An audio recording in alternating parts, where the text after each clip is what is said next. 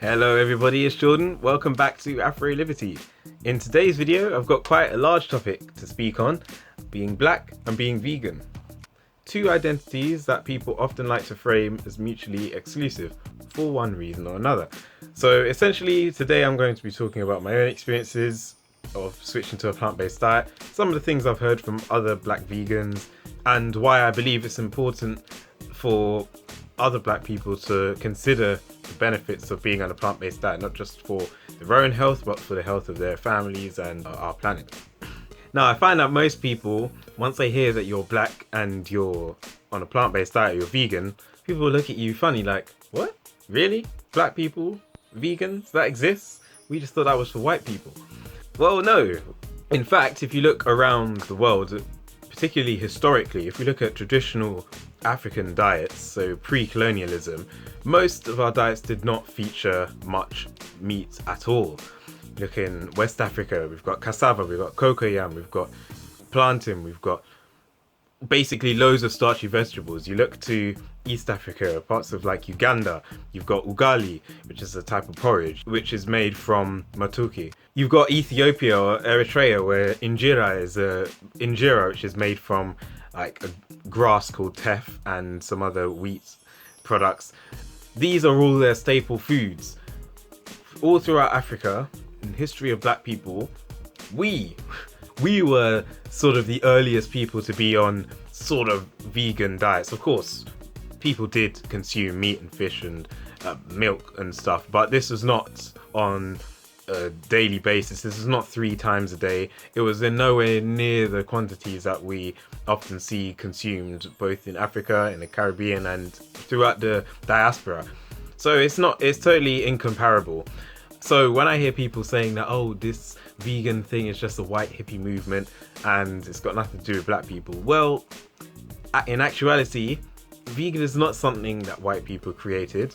The name maybe, but the whole idea of being on a plant-based diet is not something created by Europeans and forced onto black people. There's a lot of stuff out there, there's a lot of research you can do, and it's really incredible. Once I started to read and I started to realize that, people in Africa, in South America, in Asia, we're all on starch-based, plant-based diets. It's sort of a westernization, the West's idea that there's got to be this fixation on having meat in every single dish or some form of animal products has changed our thinking. But really and truly, we had these original ideas. We were living on standard plant-based diets. So I don't feel like I'm trying to be white like some people often put it out there. I'm not trying to be white. I'm being more like my ancestors who would have been from West Africa. Like, my family is Jamaican and St. Lucian, but obviously we have lineage to West Africa. And I feel that trying to adopt more of a plant-based diet in a way, is a rejection of these Western standards of meat, fish, dairy every single day, 3 times a day. And we can see how the ill effects of this westernization of diet are affecting our own people. I mean, in Nigeria, for example, in the last 30 years, diabetes prevalence has risen by 1,000%. 1,000%. This meta-analysis from Dr. Davies Adeloye et al., a group of Nigerian doctors have looked at the prevalence of type 2 diabetes in Nigeria, and they found that there were 4.7 million diagnosed cases of type 2 diabetes. Now, we know that hospitals are not everywhere in Nigeria at the moment, and even in every country in the world, you're going to have a lot of undiagnosed cases of diseases such as diabetes. So we have 4.7 as a figure, but we know that the chances are very high that that number is much larger. And so we've got to start looking at how the diet and the increased westernization of the diet is causing us to get more Western diseases, so to speak. And that is pretty much to do with the fact that people are now more wealthy and are able to afford to buy more of the meats, your goat, your mutton, your beef, whatever it is. And you can eat that like people would do in the West, 2-3 times a day, loads of oils, loads of salt, all these foods which are not good for our bodies. As black people, the chances are very high that we know somebody who's had some kind of chronic illness or is going through some sort of disease, that's either high blood pressure, stroke, diabetes, kidney problems, maybe even prostate cancer, things like these that are pretty much driven by like poor diet or exogenous hormones in things like dairy and meat. Things that are being put into our diets more and more with our further integration with sort of American or Western diets, and it's not doing our people a lot of good. So I feel like it's really important to try to bring this awareness to as many people as possible, and hopefully try to help people make better dietary choices, because to me the health of my community is extremely important.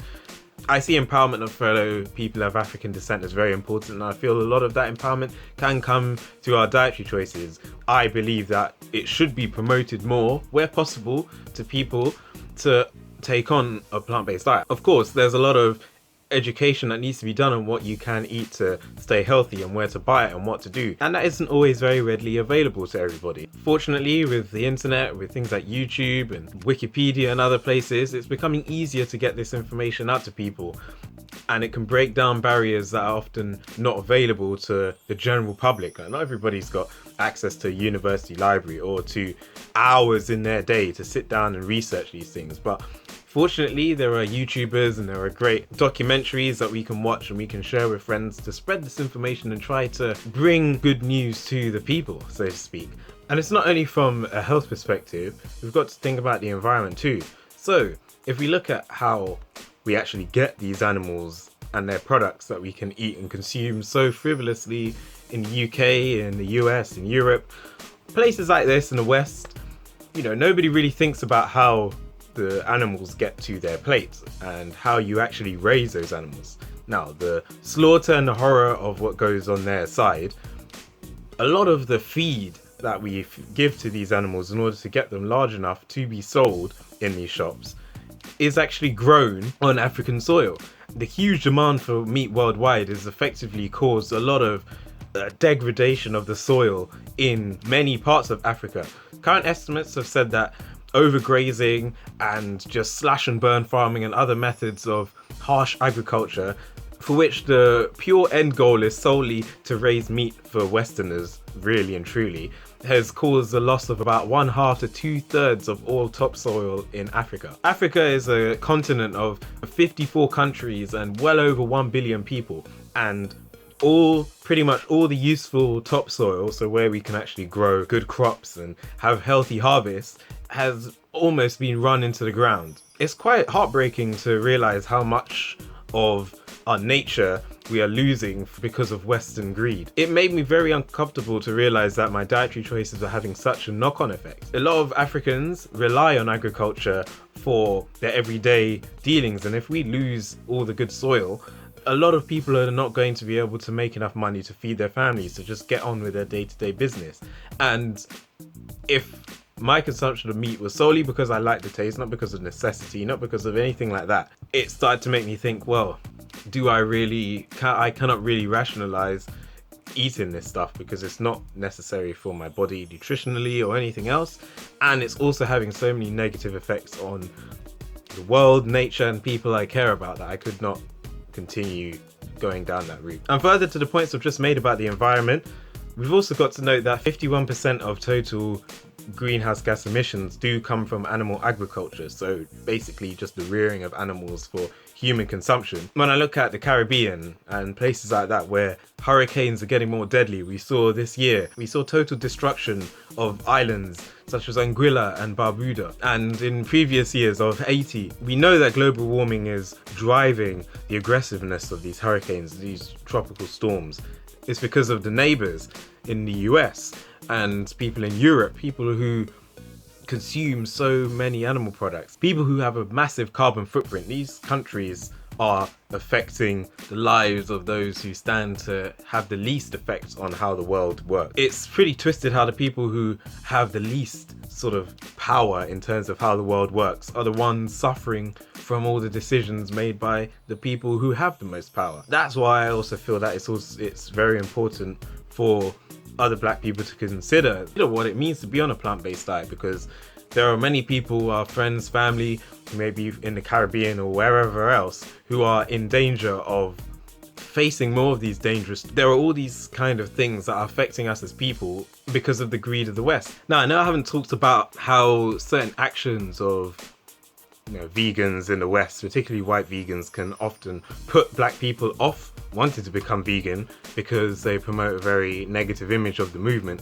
or of what it means to care about nature and animal welfare or your own health without having to denigrate the position of black people, because that is something that PETA, for example, likes to do quite often. They will liken battery farms to slave plantations, and for a lot of people, whether they're black or not, that is extremely insensitive, and I don't like seeing that. I don't deal with PETA at all. I don't really think that they're a very nice organization. They're very tone deaf and colorblind and just irritating.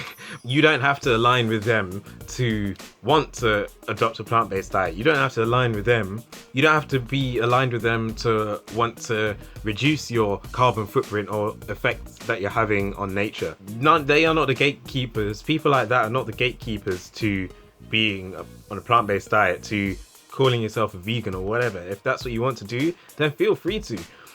Of course, there are problematic individuals on either side, both in omnivores and both as vegans, and because there are a lot of very privileged, very sort of out of touch people who are vegans, they do come out and say some very silly and just downright problematic things when it comes down to black people and Africans. But as I said before, there are many great people who are black and who are plant-based, who are vegan. There are many who are aware of social issues and they also want to eat a plant-based diet, and they also want to reduce or eliminate their effects on animals and nature. They're not mutually exclusive, so don't feel like the movement is so insular that you can't get involved. The earth is not created for the sole consumption of humans. I believe we were placed on this earth to be responsible and to love other organisms in nature as we would love ourselves. I hope you enjoyed this video though, and yeah, hit me up in the comments if you have anything to say, anything to add. If you enjoyed this video, make sure you like, comment, share, subscribe. It's me, Jordan, on AfroLivity, and I'll see you in the next episode. Bless up.